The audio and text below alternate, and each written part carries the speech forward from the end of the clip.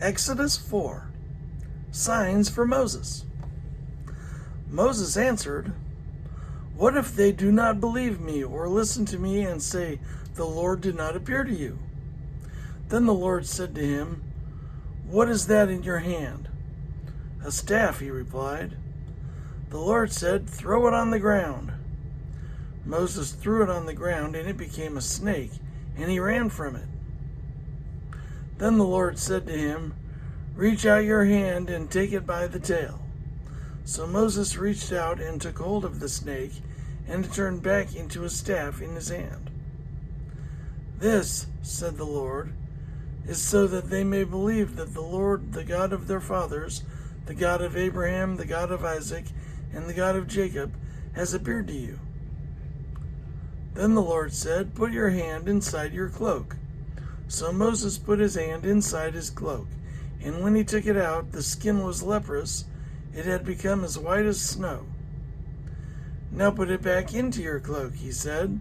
So Moses put his hand back into his cloak, and when he took it out, it was restored like the rest of his flesh. Then the Lord said, "If they do not believe you or pay attention to the first sign, they may believe the second. But if they do not believe these two signs or listen to you, take some water from the Nile and pour it on the dry ground. The water you take from the river will become blood on the ground." Moses said to the Lord, "Pardon your servant, Lord. I have never been eloquent, neither in the past nor since you have spoken to your servant. I am slow of speech and tongue." The Lord said to him, "Who gave human beings their mouths? Who makes them deaf or mute? Who gives them sight or makes them blind? Is it not I, the Lord? Now go, I will help you speak, and I will teach you what to say." But Moses said, "Pardon your servant, Lord. Please send someone else." Then the Lord's anger burned against Moses, and he said, "What about your brother Aaron the Levite? I know he can speak well. He is already on his way to meet you, and he will be glad to see you. You shall speak to him and put words in his mouth. I will help both of you speak and will teach you what to do. He will speak to the people for you, and it will be as if he were your mouth, and as if you were God to him. But take the staff in your hand so you can perform the signs with it."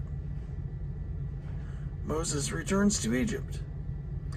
Then Moses went back to Jethro, his father-in-law, and said to him, "Let me return to my own people in Egypt to see if any of them are still alive." Jethro said, "Go, and I wish you well."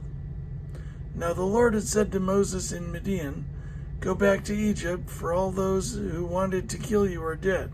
So Moses took his wife and sons, put them on a donkey,